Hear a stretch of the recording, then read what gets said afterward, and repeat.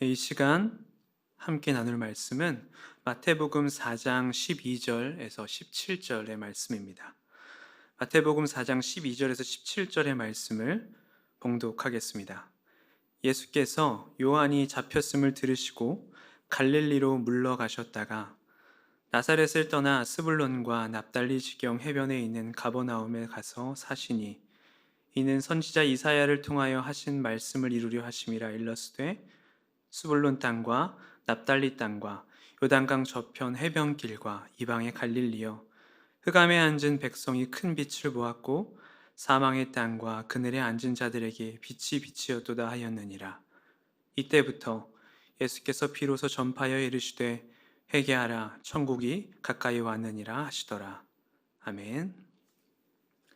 네, 하나님께서 오늘 이 말씀을 통해 저와 여러분에게 은혜 주시기를 원합니다. 지금 우리는 예수님의 탄생과 다시 오심을 기다리는 대림절 기간을 보내고 있습니다. 예수님은 하나님이 지으신 이 창조 세계와 피조물인 바로 우리를 위해 이 땅에 오셨습니다. 그리고 그분은 우리를 위해 죽으시고 다시 살아나셔서 다시 오시겠다 약속하셨습니다. 이 대림절 기간은 그렇게 우리에게 오셨고 다시 오실 예수님을 기다리며 소망하는 기간입니다. 그렇게 예수님을 기다리면서 기다림에 대해서 생각해보는 시간을 가져보게 되었습니다. 우리 삶에 어떠한 기다림이 있을까 생각해보니 우리의 삶은 사실 기다림으로 가득 차 있는 것은 아닐까, 그러한 모습들을 발견하게 되었습니다. 많은 성도님들이 요즘 아침 6시를 그렇게 기다린다고 합니다. 매일 주심 기도회를 통해서 하루를 하나님과 시작하시는 것이 하는 것이 너무나 감사하고 행복하다라고 하는 이야기를 종종 듣곤 합니다. 그렇게 그 기다림이 끝나고 다시 이제 하루의 일과를 시작할 때 여기서 우리의 기다림은 또 그치지 않습니다. 우리는 이제 출근을 하기 위해서 버스나 지하철을 기다리곤 합니다. 또 자동차로 이동하시는 분들에게는, 특히 서울권에서 출근하시는 분들에게는 그 러시아워 시간 동안 많은 기다림 끝에 근무지에 도착하실 수 있습니다. 거기서 또 기다림이 끝나면 모르겠는데, 이렇게 하루를 시작하고 일을 하다 보면 또 조금씩 배가 고파지고 점심시간이 기다려집니다. 점심을 해결했습니다. 그리고 일을 또 열심히 하고 있죠. 이제는 또 무엇을 기다리고 있을까요? 네, 퇴근 시간을 기다리고 계시겠지요. 그렇게 우리의 삶은 어떤 기다림과 그 기다림의 끝, 그런 기다림들을 계속 반복하는 것 같습니다. 우리의 하루를, 우리의 인생들을 살펴보면 우리의 인생들은 이렇게 기다림의 연속 안에서 살고 있는 것은 아닌지요. 무언가를 기다리고 그 기다림의 결과를 만나는 것, 그리고 그 끝에 또 무언가를 새롭게 기다리는 그 기다림을 우리는 반복하며 살아가고 있습니다. 이렇게 무언가 기다리는 연속된 장면들을 하나씩 채워가고 그렇게 하루를, 이틀을 살아가는 것, 그것이 우리의 삶이 아닐까요? 이렇게 기다림이 하나씩 채워짐을 경험하는 것이 우리의 삶이라면, 다른 말로 우리의 삶은 기다림으로 가득 채워져 있다라고 말할 수도 있겠습니다. 기다림에 대해 이야기하기 위해서 지난주 잠시 저의 이야기를 나누려고 합니다. 지난주였습니다. 여느 때와 같이 출근을 해서 제가 맡은 일들을 돌보고 있었습니다. 그러던 중 제 아내에게 연락이 왔습니다. 오늘 집에 들어오면 안 될 것 같아요 라는 연락이었습니다. 문득 이 카톡을 보고 제가 무슨 잘못을 했나 라는 생각을 했습니다. 저희는 아직 신혼이기 때문인지 크게 싸운 적은 많이 없는데요, 혹시 조금의 이제 의견 차이가 있을지라도 아직 집에 들어오면 안 된다, 집에 들어오지 말라라는 이야기를 해본 적은 없습니다. 그리고 또 그렇게 말할 사람이 아니라는 걸 알기에 조금 놀란 가슴을 가다듬고 다시 연락을 했습니다. 무슨 일이 있어요? 라고 했더니 상황은 이러했습니다. 아내는 이제 병원에서 근무를 하고 있는데 그 전주에 아내가 돌보았던 이제 환자 중에서 확진자가 나온 것이었습니다. 아내를 포함해 직접 환자를 마주쳤던 직원들이 검사 대상자로 분류가 되었고 바로 자가격리에 들어가서 검사를 받아야 했습니다. 병원에서는 마스크를 더욱 철저하게 써야 했기 때문에 아내가 밀접 접촉자로 분류되진 않았지만 검사 결과가 나올 때까지 격리해야만 했습니다. 아내가 그렇게 검사 대상자로 분류가 되니 저도 더 이상 교회에 있을 수가 없었습니다. 즉시 집으로 돌아가 자가격리에 들어갔습니다. 아내가 밀접 접촉은 아니어서 확률은 낮겠지만 혹시나 양성이 되었을 경우에 그 아내의 밀접 접촉자인 저는 당연히 자가격리를 해야 되는 상황이었으니까요. 후에 들어보니 당시 이제 교회에 계셨던 분들도 저와 얼마나 밀접하게 접촉했었는지 한번 돌아보면서 거의 접촉하지 않으셨던 분들은 안도의 한숨을 내쉬셨다라고 하는 이야기를 들었습니다. 그렇게 저녁에 아내가 선별진료소에 다녀왔습니다. 함께 격리하며 결과를 기다리는 시간은 많은 생각을 하게 하는 시간들이었습니다. 제가 다녀간 장소들, 또 제가 마주친 사람들을 헤아려 보면서 한편으로 조금 죄송한 마음도 들었습니다. 특별히 저는 덕소고등학교를 함께 섬기고 있기에 교회와 학교에 함께 어려움을 들으면 안 될 텐데라고 하는 그런 무거운 마음을 갖게 되었습니다. 무거운 마음을 조금이나마 밝은 마음으로 돌이켜보려 그 밤에 함께 기도하고 잠에 들었습니다. 다음날 아침 정말 다행히도 음성이라고 하는 결과의 문자를 받고서야 비로소 저와 아내는 안도의 한숨을 내쉴 수 있었습니다. 밀접 접촉자가 아니었기에 바로 일상생활이 가능하다라고 하는 이야기를 듣고 아주 조심히 출근해서 이렇게 또 한 일주일 정도를 살아왔습니다. 제가 이러한 기다림을 경험했듯이 우리는 많은 기다림을 경험하며 살아가고 있습니다. 그리고 그 기다림이 우리의 삶을 채운다라고 하는 이야기들을 기억했을 때 그 기다림을 이해한다는 것, 그 기다림을 생각한다라고 하는 건 바로 우리의 삶을 이해하고 우리의 삶이 어떠한 모습, 어떠한 것인지 한번 돌아보는 것이라고 말할 수 있겠습니다. 그래서 기다림의 사전적 정의를 한번 살펴보면 기다림은 어떤 사람이나 때 또는 무엇이 오기를 기다리다라고 합니다. 그래서 기다림이란 본래 소망을 품고 있는 행위라고 할 수 있습니다. 저와 아내는 불안한 상황 가운데서 음성이라는 소식 듣기를 소망했습니다. 그리고 그 소식이 들려지기까지 기다려야만 했습니다. 오늘도 수험생과 그 수험생의 자녀를 둔 부모님은 합격이라고 하는 소식과 소망을 기다리고 계실 겁니다. 또 어떤 분들은 오랫동안 정말로 갖고 싶었던 무언가를 클릭해서 구매하고 그것이 오기만을 기다리며 운송장소회를 하고 계신 분들도 계실 수 있습니다. 생각하면 할수록 우리는 참 많은 소망을 품고 살아가며 그 소망이 이루어지기를 기대하며 매 순간을 기다림으로 살아가고 있는 것 같습니다. 그렇다면 앞서 말씀드렸던 부분, 우리의 삶이 기다림으로 가득 채워져 있다는 것은 달리 말하면 우리의 삶이 소망으로 가득 채워져 있다고 이야기할 수 있을 것 같습니다. 특별히 우리들은 지금 코로나의 백신을 간절히 기다리고 있습니다. 코로나가 시작되고 벌써 1년 정도의 시간이 흐른 것 같습니다. 너무나 많은 아픔들의 시간을 지나왔고 때로는 잘 견뎌왔지만 때때로는 견디기 힘든 시간들이 있었습니다.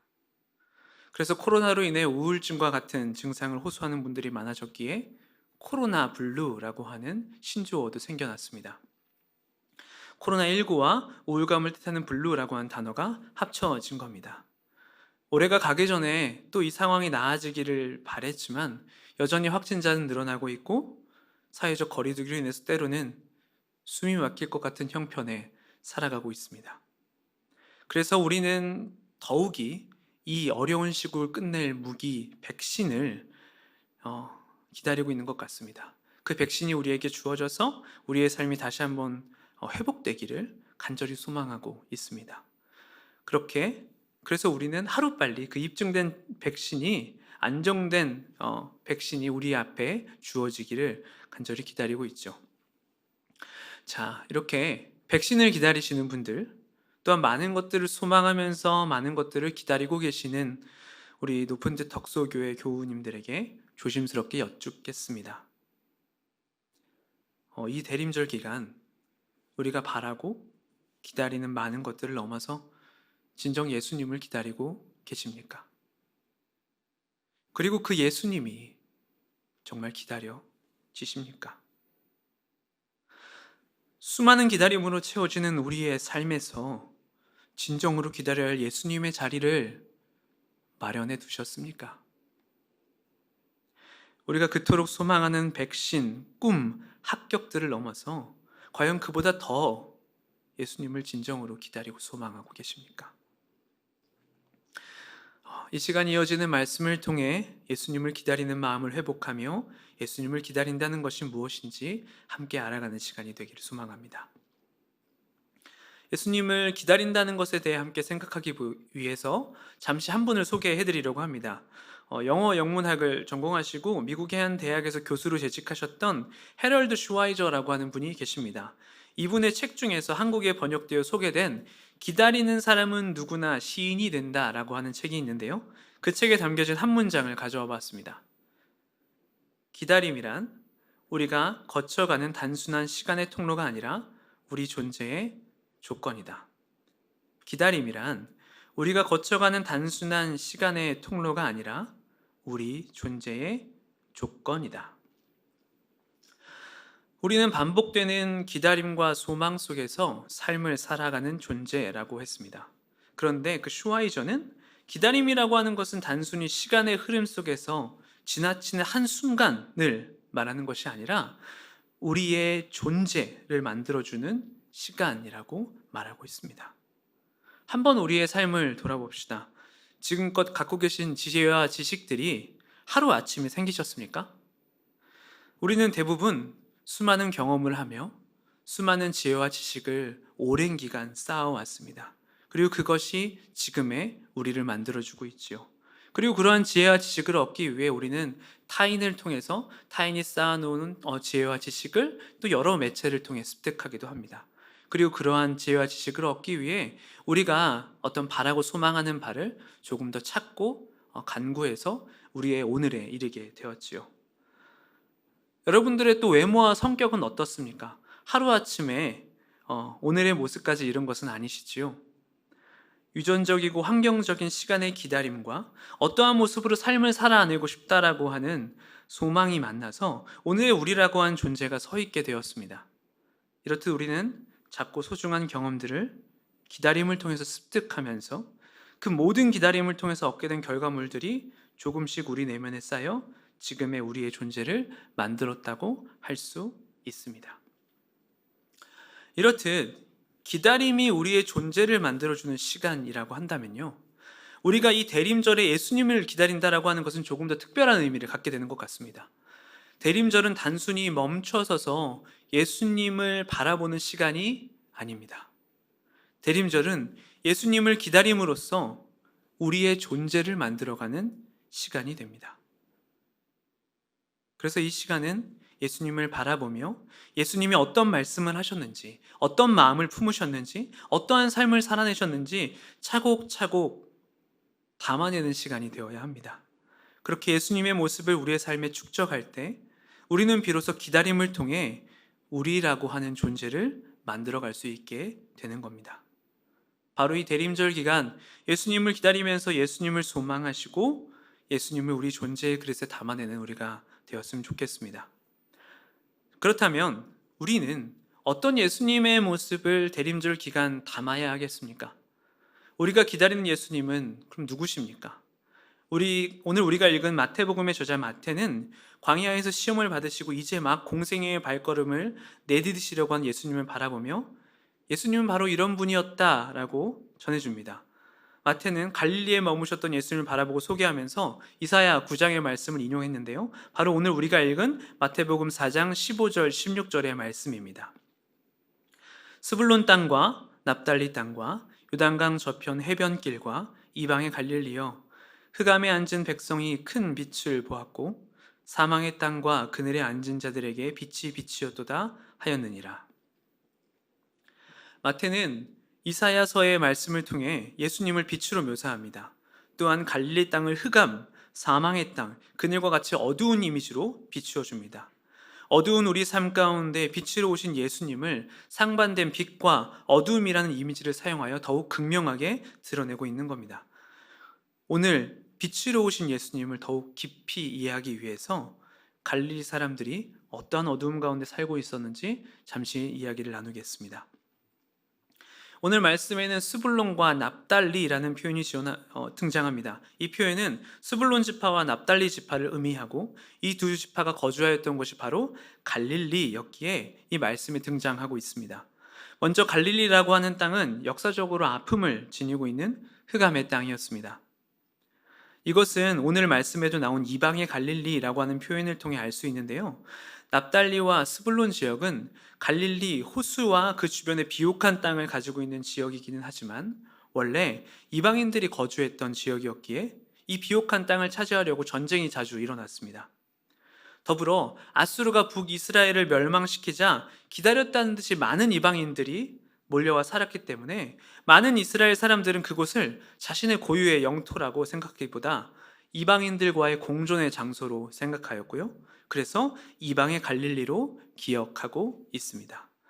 그만큼 갈릴리는 이스라엘 사람들에게 버려지고 배척받는 땅이었습니다. 갈릴리의 흑암의 역사는 여기서 그치지 않습니다. 예수님이 태어나신 후에도 갈릴리 지역을 어둡게 만들 만한 큰 사건들이 일어났습니다.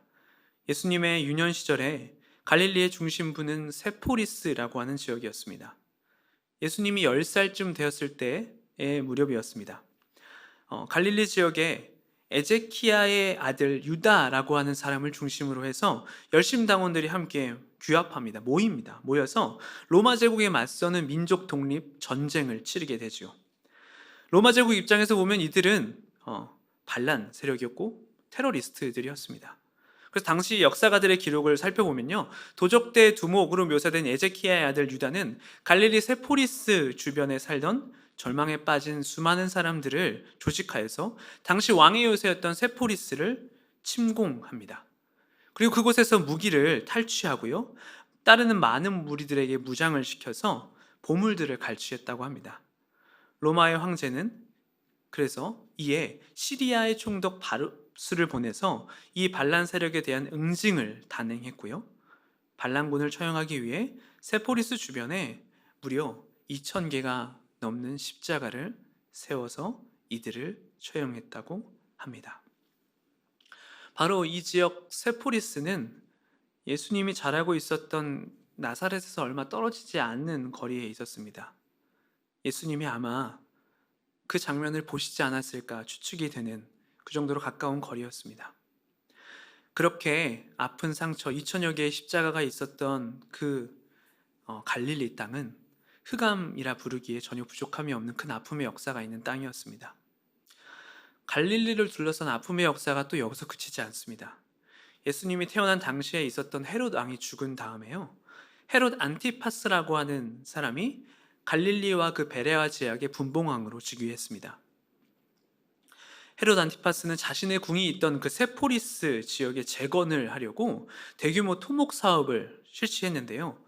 헤롯 안티파스는 그 세포리스를 갈릴리의 장식물 혹은 황제의 수도화로 불릴 만한 웅장한 곳으로 만들기를 원했습니다. 그렇게 수많은 갈릴리의 주민들이 대규모 토목 사업에 강제로 동원되었습니다. 마치 이집트에서 이스라엘 백성들이 고된 노역에 시달렸듯이 갈릴리의 주민들은 헤롯 안티파스에게 노예와 다름없이 여겨지고 노동력을 착취당했습니다.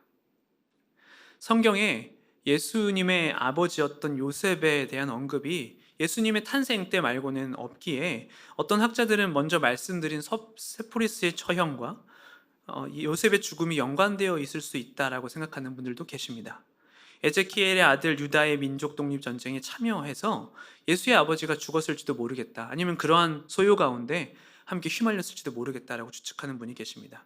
또 그와 동시에 어떤 분들은 세포리스의 재건을 위한 그 대규모 토목 공사 중에 과도한 노동에 못 이겨서 건강이 악화되지 않았을까라는 추측을 하시는 분들도 계십니다. 물론 이 이야기들은 이 역사적 사실을 바탕으로 한 추측에 불과합니다.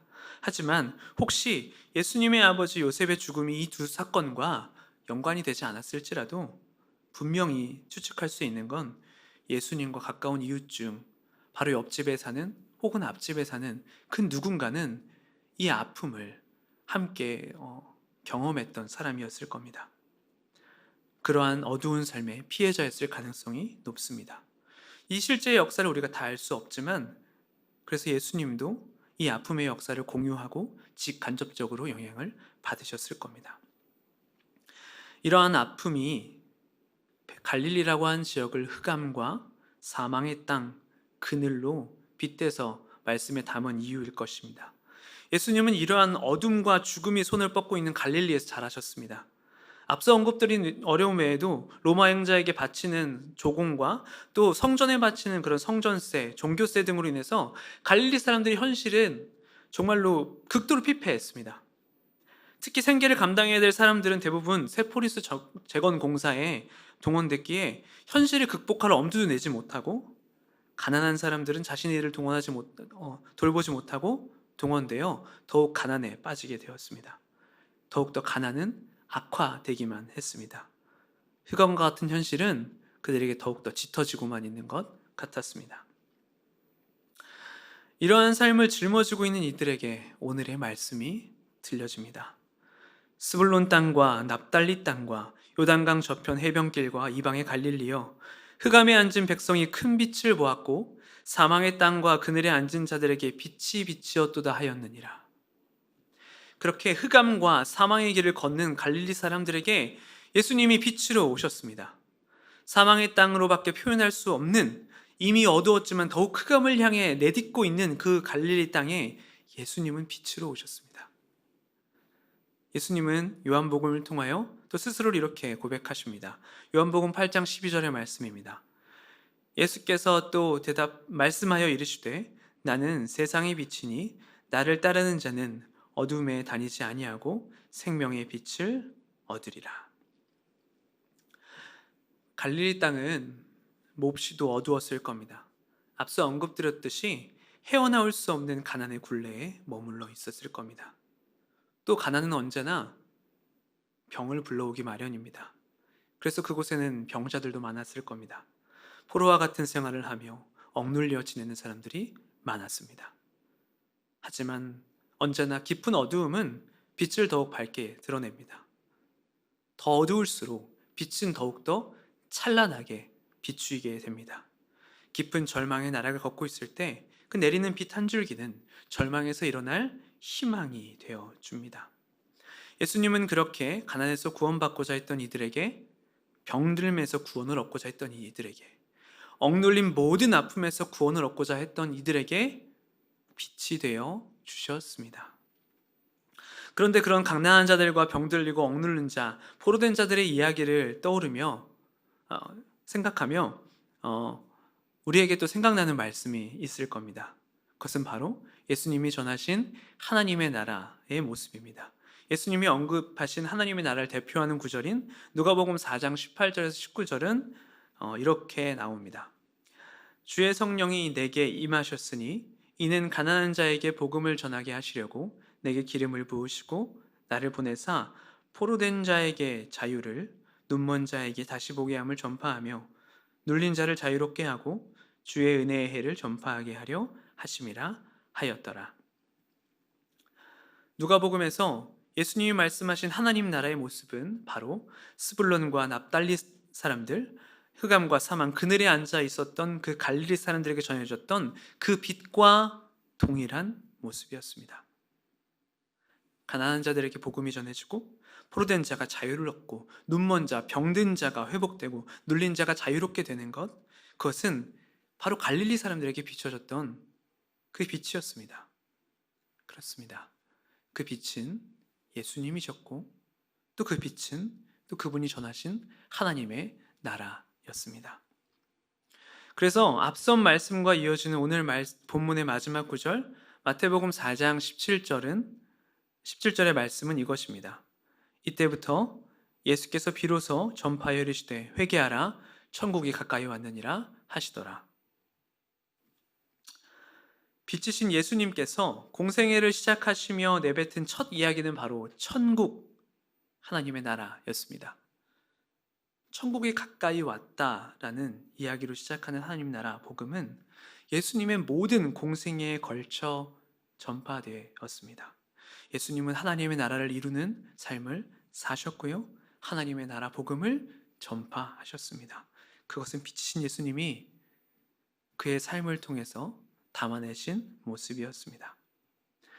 다시 앞서 나누었던 기다림이라고 한 주제로 잠시 돌아가 보겠습니다. 기다림의 절기 대림절은 예수님의 모습을 담아야 하는 시기라고 말씀드렸습니다. 이 대림절 절기, 우리가 마음에 담아야 할 그 예수님의 모습은 바로 빛입니다. 그리고 그 빛은 하나님의 모습을, 하나님 나라의 모습을 드러내고 있습니다. 우리는 앞서 기다림은 우리의 존재의 조건이 되어 준다고 했습니다. 그리고 그러한 기다림으로 채워지는 절기 대림절은 단순히 멈춰서서 예수님을 기다리는 것이 아니라 예수님의 삶의 모습을 우리의 삶에 담아 우리의 존재를 만들어가는 시기라고 말씀드렸습니다. 그 예수님의 삶의 모습이 빛이셨습니다. 그리고 그 예수님의 삶의 모습으로 담아내었던 세상은 하나님의 나라였습니다. 그렇다면 이제 우리는 이 대림절, 빛으로 오신 예수님을 마음에 담고 그분이 보여주셨던 하나님의 나라의 모습을 우리의 손과 발에 담아 우리를 더욱더 나은 존재로 만들어가는 시간이 되어야 할 겁니다. 그리고 우리가 빛이신 예수님을 우리의 삶에 담을 때 우리는 아마도 작은 불을 예수님을 닮아서 켤 수 있지 않을까 생각해 보게 됩니다. 예수님이 흑암을 밝히셨듯 그 빛을 우리가 우리의 삶에 담으면 그 빛이 조금이나마 비추이지 않을까요? 그래서 이 땅을 밝히는 작은 등불이 될 수 있지 않을까요? 작은 불이라고 해서 힘이 없는 것이 절대 아닙니다. 정치적 성향을 떠나서 우리는 한 명 한 명의 촛불들이 모여서 광장을 환히 밝히는 장면을 본 기억이 있습니다. 오늘 우리의 삶에서 한 명 한 명이 예수님의 빛을 담은 작은 등불이 된다면 우리는, 그리고 우리 높은 뜻 덕소교회는, 그리고 한국교회는 이 땅에 다시 빛을 비출 수 있을 겁니다. 특히 지금은 교회가 많은 지탄을 받고 있는 시기입니다. 흑암과 사망의 땅, 그늘로 비유될 수 있는 우리가 살고 있는 바로 오늘, 때때로 먼저 세상에 빛을 비추어줘야 했을 그 교회가 세상에 흑암과 사망을 전파할 때가 있었습니다. 그리고 우리는 그 어두움 끝에 오늘 대림절을 맞이했습니다. 대림절은 예수님의 존재를 우리 삶에 담아 우리 존재를 새롭게 하는 시기입니다. 다시금 예수님의 모습을 우리 삶에 담아 빛을 품고 세상에 그 빛을 전하는 교회, 또 그러한 교회를 함께 이루어가는 우리 모든 성도가 되면 좋을 것 같습니다. 그럼 세상의 등불이 되기 위해서 어떤 삶을 살아가야 될까 고민하던 중에 시간이 조금 많이 지난 칼럼이지만 의미가 있는 칼럼이 있어서 여러분들에게 소개하고자 합니다. 올해 3월 9일자로 김종현이라고 하는 칼럼니스트가 투데이 신문이라고 하는 곳에 쓴 숙주가 되지 않는 방법이라고 하는 글입니다. 이 글은 코로나19가 우리를 위협하는 시기에 우리가 바이러스의 숙주가 되어 다른 사람들을 감염시키지 않으려면 어떻게 해야 하는지 알려주는 글입니다. 이 모든 전문을 소개하기에는 조금 어려운 부분이 있으니 오늘 말씀과 연관된 일부만 여러분들에게 읽어드리겠습니다.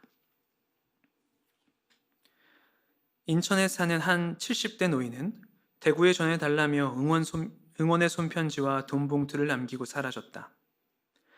포항의 한 건물주는 자신의 건물을 의료시설로 무상 제공했다. 고양시 일산의 한 청소년 남매는 저소득층 감염 예방에 사용해달라며 40만 1,000원을 기탁했다. 대구의 한 의료 쇼핑몰 직원들은 땀에 젖은 의료진 사진을 보고 면 티셔츠 500장을 기부했다. 한 배우는 대구로 달려가 트럭 위에서 마스크 1만 2천 개를 나눠주며 힘내라는 응원을 했는데 이 사실은 SNS를 통해 며칠 뒤에야 언론에 알려졌다. 인천 한의사회는 비상근무 중인 공무원들의 건강을 위해 인천시에 보약 50박스를 전달했다. 대한항공 일반직 노동조합은 절체절명의 혼란을 겪던 우한교민 긴급수송 업무에 감염 우려를 무릅쓰고 자원했다. 장애인 봉사활동가 정지원 씨는 자가격리된 장애인을 돌보기 위해 2주 동안 함께 살며 약과 식사를 챙기는 일에 자원했다.